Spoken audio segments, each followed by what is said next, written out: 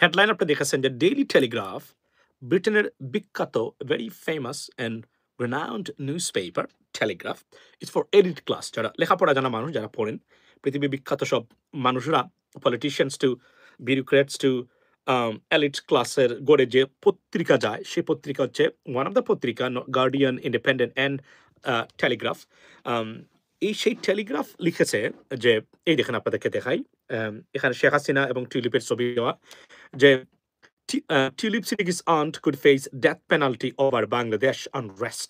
Now, দেখুন পত্রিকা সাংবাদিকতা শিখতে গেলে আমরা শিখি। আমরা কিন্তু প্রতিনিয়ত আমরা তো আমাদেরকে তারা বলে social media activist this that আমরা হচ্ছি টু বি অনেস্ট যে সাংবাদিক যাকে বোঝায়। Yes there are some ethics we get to maintain but apart from that আমাদের উপরে সাংবাদিক আসলে কারা বাংলাদেশে? এটা একটা বিগ কোয়েশ্চন রাইট নাও। সাংবাদিকতা কাকে বলে? আপনি আমাকে বলেন তো। তথ্য মূল জায়গা থেকে সেন্টার থেকে তথ্য সংগ্রহ করে সেই তথ্যটা স্প্রেড করা amongst the people. It is the key factor of journalism. If so, yeah, there are some ethics that you got to maintain. But বাংলাদেশের ক্ষেত্রে ethical journalism, we don't see that at all. Either মানে বাটপাড়ি দান্দাবাজি বিগত 17 বছরে সাংবাদিকতার নামে কি হয়েছে সেটা আপনারা দেখেছেন। 71 ডিবিসি, তারপরে আপনার এই যে কি বলে 71 ডিবিসি আর কোনটা সময় টেলিভিশন, এগুলা কি সাংবাদিকতা? এবং এরা নিজেদেরকে সাংবাদিক বলে। আমি সাংবাদিক, আমি মানে ইউনাইটেড নেশনস কভার করতে আসছি। আরে বেটা, তুই যদি সাংবাদিক হচ্ছে তো তোদের বাপ আমরা। Sorry for my language. I know you could be angry at me like, oh, you how could you say that like that? Yes, it is. They destroyed journalism. Journalism is a very noble profession, to be honest, এবং is a parallel institution to any democratic institutions, journalism in a most advanced democratic countries. But unfortunately, আমাদের সাংবাদিকতাকে একদম ধ্বংস করে দিয়েছেন বিগত কয়েক বছরে আপনার এই মানে সময় টিভি বা ৭১ বলেন আর ডিবিসি নিউজের মতো যারা আছেন তারা। সো লিডস এন্ড জেন্টলম্যান, এটা একটা গুরুত্বপূর্ণ বিষয়। সো এখানে একটা জিনিস খেয়াল করেছেন কিনা আমি আপনাদেরকে এটাই আলোচনা করতে চাই। সেটা হলো, আচ্ছা আপনি আমাকে বলেন তো কেন এটা বলল না যে the former Prime Minister of Sheikh Hasina could face death penalty over Bangladesh unrest? মাঝখানে দেখেন ঠিকই টিউলিপ সিদ্দিকীর নামটাই না এখানে জড়াই দিয়ে দিচ্ছে। এটাকেই বলে সাংবাদিকতা। আপনি দেখেছেন যারা সাংবাদিক আছেন, learn something out of it. খেয়াল করেছেন এখানে টুইস্টটা? তারা তো আচ্ছা টিউলিপ সিদ্দিকী এখানে আনার দরকার আছে? নাই। কিন্তু টিউলিপ সিদ্দিকীর যেহেতু এরা এন্টি আওয়াম, মানে এরা মানে এই ফ্যাসিজম বিরোধী, মানে কিন্তু ডেইলি টেলিগ্রাফ, গার্ডিয়ান যারা আছে সব পৃথিবীতে একটা নিউজ পেপার দেখলাম না শেখ হাসিনার পক্ষের এই মুহূর্তে।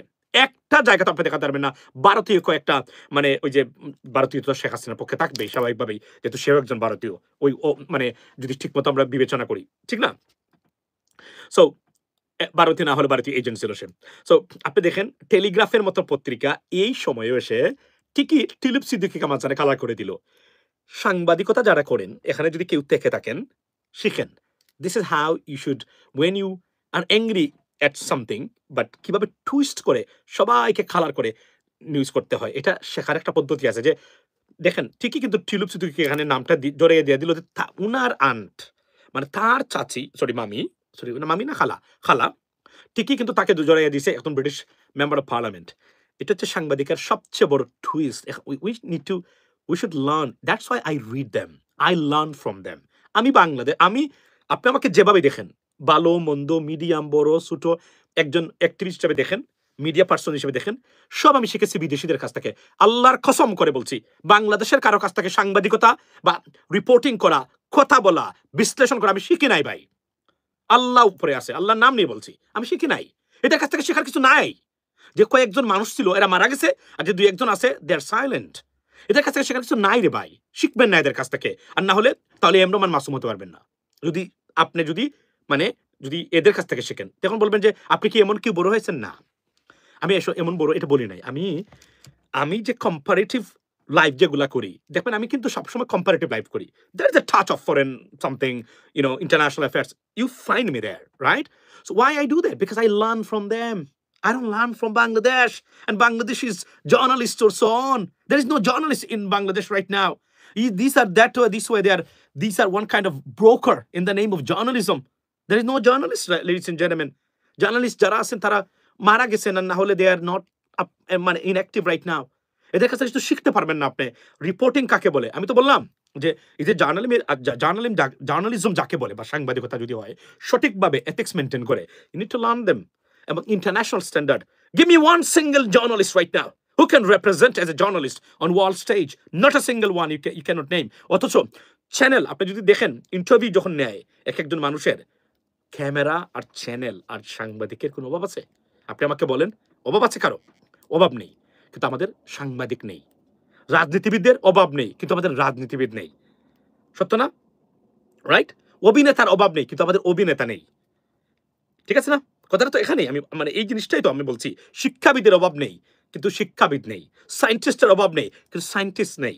আপনি আমাকে বলেন বাংলাদেশে থেকে আমাদের যে মানে যারা আছেন কোথায় কে মানে ওয়ার্ল্ড স্টেজে অবদান রাখতে পারছেন বা নিজেদেরকে মেলে ধরেছেন? এক ডক্টর মোহাম্মদ ইউনূস যে কোনভাবেই হোক উনি সারা বিশ্বে আলোড়ন সৃষ্টি করেছিল, নাম দিয়েছিল। এ বদলকে একদম আমরা শেষ করে দিয়েছি। উনার দোষ আছে এই সরকারে, মানে উনার আসলে দোষ নাই। বাট এই সরকারে মানে আর টাফ সরকার হওয়া উচিত ছিল। এটা করে না, এটাই ওর ব্যর্থতা। এরপরে তো আর ব্যর্থতা নাই উনার, সত্য কথা বলতে গেলে। কিন্তু আমরা তো সেখানেও তাকে নষ্ট করে দিয়েছি বা নষ্ট। সুতরাং বাংলাদেশ তো আসলে এগুলা। এবং আজকে কি শুনেছেন খবর আপনারা? শুনেন খবর।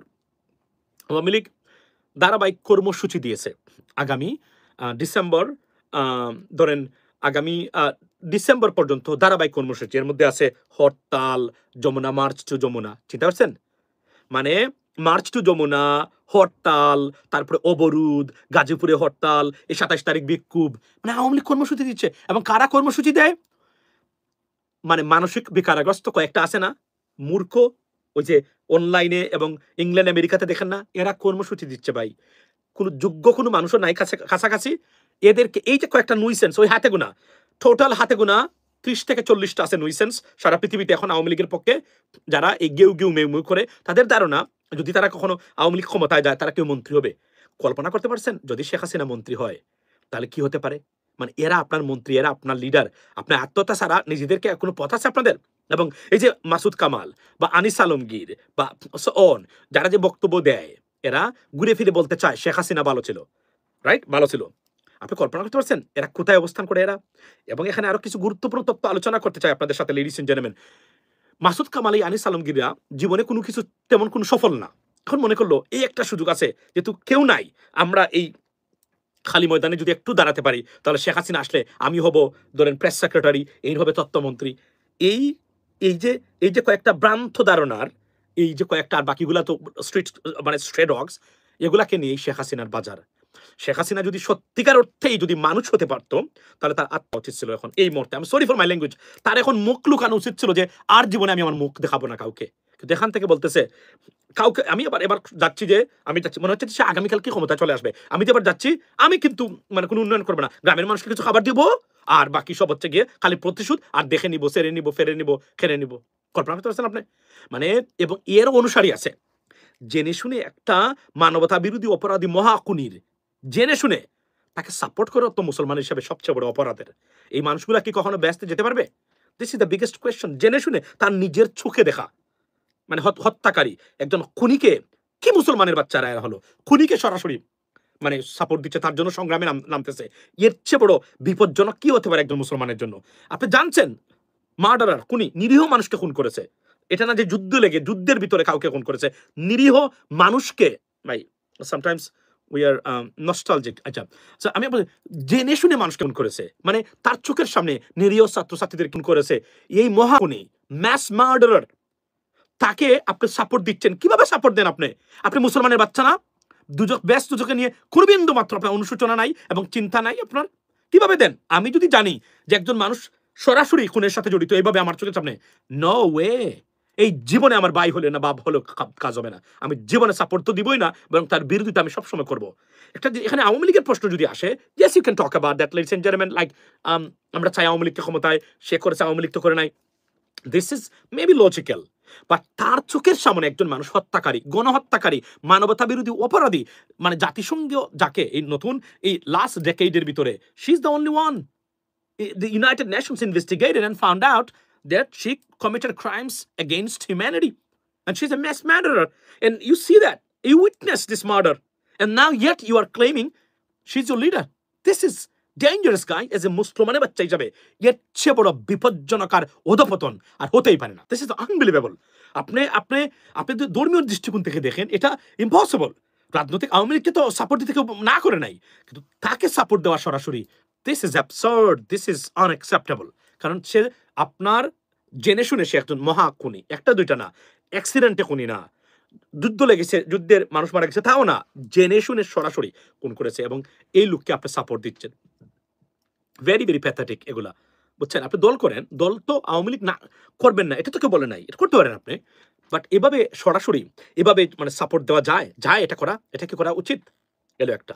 আপনি দেখেন তারা কর্মসূচি দিয়েছে, দুজন মানুষ মিছিল নিয়ে বের হতে পারে না, নির্বাচন আসতেছে, মানে এখন তারা মার্চ টু যমুনা, এই যে এই যে গরিবের ছেলেগুলাদের টাকা পয়সা দিয়ে এদেরকে মাঠে নামাচ্ছে বাংলাদেশে, এদেরকে যদি শক্ত হাতে দমন করা যায় এরা কখনো আর মাঠে নামবেন না। এখন আমি দেখছি এখানে মানুষ বলতেছেন আসো আসো আসো খেলা হবে।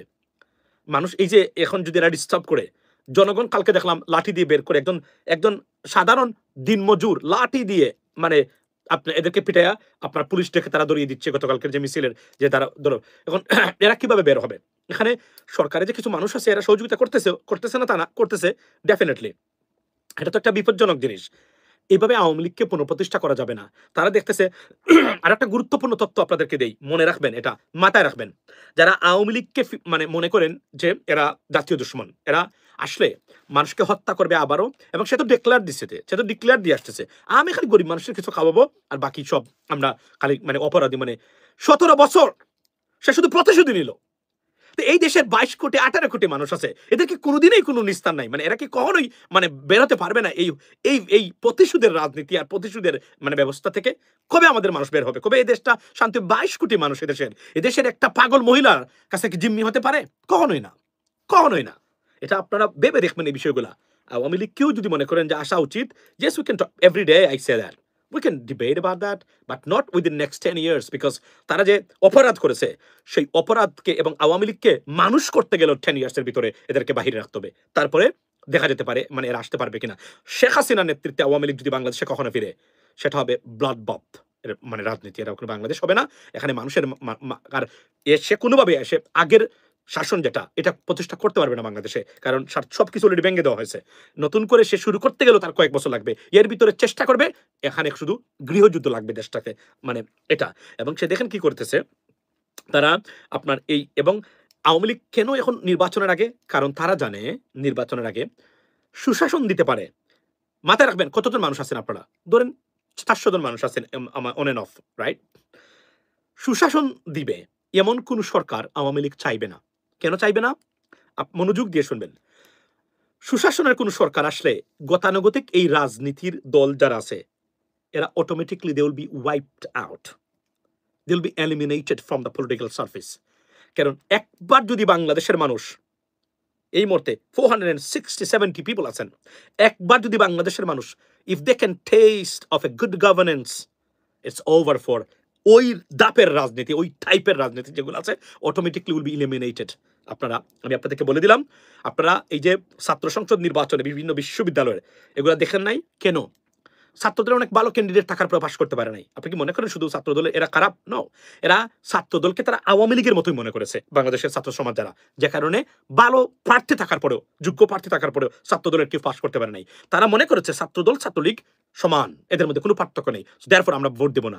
এটাই মেন্টালিটি। অথচ অনেক ভালো ভালো প্রার্থী কিন্তু ছাত্রদলের পক্ষে আসিল, কিন্তু পাশ করতে পারে নাই। ঠিক একইভাবে যদি রাষ্ট্র ক্ষমতায় কখনো সুশাসন দিতে পারে এমন কোনো প্রার্থী, এমন কোনো দল ক্ষমতায় আসতে পারে, it's gone. Awami League will never return to Bangladesh. তখন আমি হাসিনার কথা বলছি না, Awami League itself as a political party will never be able to come back into the political surface of Bangladesh. That is guaranteed. That's why Sheikh Hasina knows that. Sheikh Hasina, it's a fear. There's a fear going on right now. তাদের ভিতরে যে আর আমাদের ফেরার সম্ভাবনা কতটুকু তারা calculate করে দেখেছে, যদি কখনো সুশাসন দিতে পারে এমন কোনো রাজনৈতিক দল বা এমন কোনো রাজনৈতিক সরকার এই মুহূর্তে নির্বাচনের মাধ্যমে, কোয়ালিশনের মাধ্যমে, যেমন জামাত বিএনপি আসলো, it's gone for Awami League. আমি বিশ্বাস করি যেভাবে ফেটান শুরু হয়েছে রাজনীতিতে, বলে রাখি, if you see a coalition government BNP এবং জামায়াতের, ডোন্ট বি সারপ্রাইজড। লিখে রাখলাম আজকে 23rd of October, right now what time it is here is 12 2 past 12 right now. লিখে রাখেন আজকে আপনাদের কয়টা 10টা সম্ভবত 10টা 2 সকাল মানে 23 তারিখ অক্টোবরের 2025 এমনও হতে পারে যে রাজনৈতিক প্যাটার্ন আমরা দেখতে পাচ্ছি এককভাবে সরকার গঠন করা বিপদ মানে ইম্পসিবল হয়ে যেতে পারে বলছি না হবে হয়ে যেতে পারে might be because still we got 3.5 months. Many things can happen. There will be dramatic unless a dramatic changes. The way it graphs is going up. You know what I mean? We could see a coalition government, national unity government. Don't be surprised. If so, Awami League shesh. Done.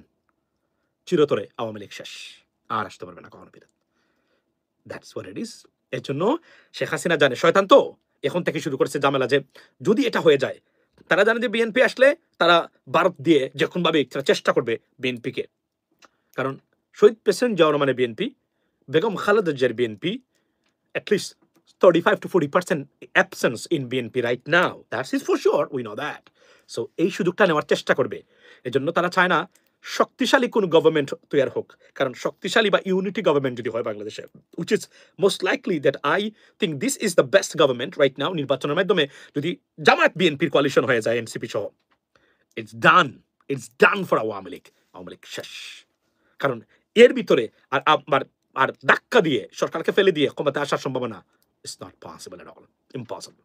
কারণ দেশে বিদেশে মানুষ সব ধরে আছে এরা পাকড়াও করবে প্রতিটা জায়গাতে আর বাংলাদেশ তো আসতেই পারবে না ইন্টারন্যাশনাল মেকানিজম যেটা সেটা এর মধ্যে ডক্টর মোহাম্মদ ইউনূস এই গভর্নমেন্টের পার্ট থাকবে আর I can tell you that's over for them এবং শেখ হাসিনা এটা জানে বলেই শেখ হাসিনা কিন্তু এখন দেখেন আপনি এই ধরনের মানে তার মধ্যে অস্থিরতা কাজ শুরু করেছে যে নির্বাচনের পরে কি হবে তারা বসেছিল যে তারা মনে করেছিল যে একটা পার্টিকুলার দল যদি ক্ষমতায় যায় তাহলে there is a chance we can manipulate them or we can make some kind of like a noise so that we can get through or slip through this loophole but এটা দেখতেছে এখন যেভাবে যাচ্ছে তারা মনে করে এখন এই মুহূর্তে যে আগামীতে যদি একটা শক্তিশালী গভর্নমেন্ট তৈরি হয় সেই গভর্নমেন্ট কোনোভাবেই আওয়ামী লীগকে আর দাঁড়ে আসতে দিবে না এর মধ্যে জুলাই সনদ যেটা আছে সেটা যখন স্বাক্ষর হবে দেশে আইনের শাসনের অনেক প্রক্রিয়াই উন্মুক্ত হয়ে যাবে ladies and gentlemen that's not a good sign for Awami League that's what it is ladies and gentleman so এটাই ভাই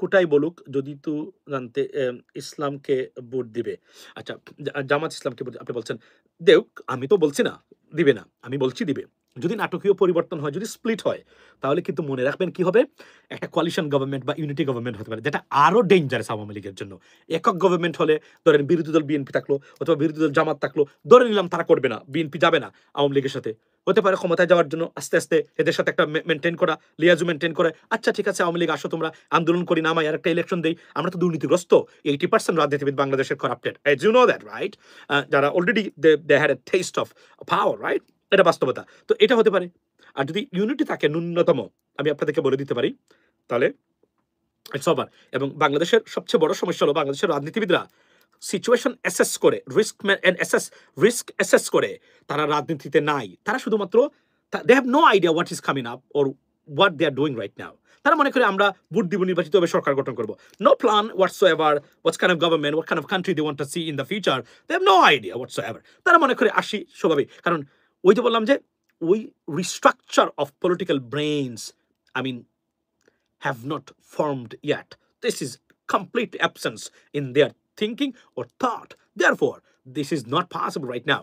But এটা উচিত ছিল এখনই তৈরি করা কি গভর্নমেন্ট হবে আপনি জিজ্ঞেস করেন তাদেরকে ডেকে এনে যে আপনারা ক্ষমতা যাওয়ার পরে Awami League they will try to push them in right how you can tackle if you are in the power এটা কোয়েশ্চন আসা দরকার তারা কিভাবে কি করবে তখন তারা বলবে পুলিশ কারণ শুধুমাত্র আইন শৃঙ্খলা বাহিনী দিয়ে ঠেকানো সম্ভব হবে না জাতীয় একটা ইউনিটি দরকার ইন্টারন্যাশনালি একটা মেকানিজম দরকার জাতীয় ইউনিটি থাকলেই পড়ে গেল জাতীয় ইউনিটি থাকলেই more than enough that's what we need right now ladies and gentleman so let's see what happens এখন দেখেন তারা অলরেডি তারা মানে এবং যারা এটা ঘোষণা করেছে এরা কেউ গুরুত্বপূর্ণ ব্যক্তি না রাস্তার এক ধরনের রাস্তার স্ট্রেডক্সের মতো যারা আছে এরা শেখ হাসিনার মানে সংগ্রামী মানে মোর্চা তৈরি করেছেন তারা আসবেন অস্তিত্ব যেখানে বাংলাদেশে নাই এবং আমি বলছিলাম এটা জাতির ভবিষ্যৎ নিয়ে খেলেছেন আমাদের রাজনীতিবিদরা রাষ্ট্রপতি চুপ্পুকে তখন সাথে সাথে সরিয়ে দেওয়া উচিত ছিল বা তারা সরায় নাই এবং এই যে রাজনীতিবিদরা এরা যে কতটা ব্যর্থ হয়েছেন আজকে 54 বছর এখন পর্যন্ত তা বলা মুশকিল ব্যর্থতা failure upon failure still they think that successful একটু কথা হলো এই মেকানিজম এবং রিস্ট্রাকচার না করে পার্টিকে, লিডারশিপের রিস্ট্রাকচার না করে, ইনোভেটিভ কোনো কিছু না নিয়ে এসে আপনি সমান ধারায় রাজনীতি করে কিভাবে পরিবর্তন আনবেন? This is the biggest question to be asked, ladies and gentleman. I don't see যারা এই মুহূর্তে ইনোভেটিভ পলিটিক্স করেন, আইনের শাসনের পলিটিক্স, যেটা ভেরি ইম্পর্টেন্ট। তবে এখানে বলে রাখি, জুলাই বিপ্লবের যে চার্টার, সেই চার্টারে সুশাসনের কিছু দিক নির্দেশনা আছে।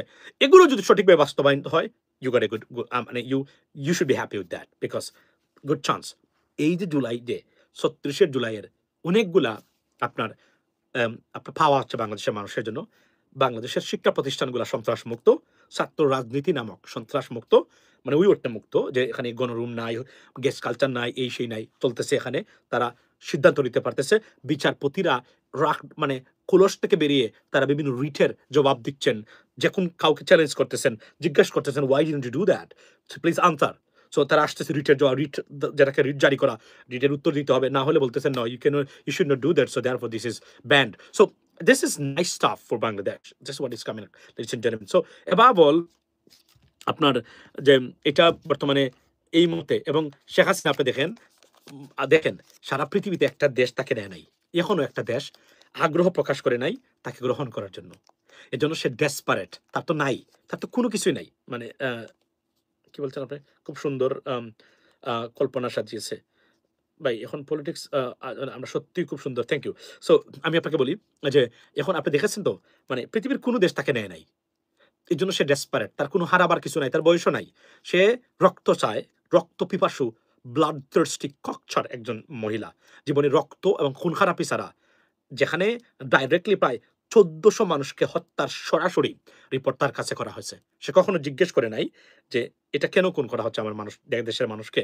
কারণ একজন মহিলা এতটা তার নির্দেশে, তার জানাশোনা এতটা হত্যাকাণ্ড হওয়ার পরে ঠিক থাকে কিভাবে, সে কতটা বিবেকহীন, কতটা জানোয়ার প্রকৃতির। Just think about that, ladies and gentleman. এটা একজন পুরুষ কখনোই নিতে পারবে না, সাধারণ একজন বিবেকবান পুরুষ। সে কতটা অমানবিক, অমানুষ। Just think about that. Sorry, এটাকে রাজনৈতিকভাবে নেবেন না। একজন মানুষকে এসে বলতেছে যে শেখ হাসিনাকে গালিও দেয় নাই জীবনে, শেখ হাসিনার পরিবারকে নিয়ে কোনোদিন কিছু বলে নাই, সে হয়তো রাজনীতি করে অথবা করে না।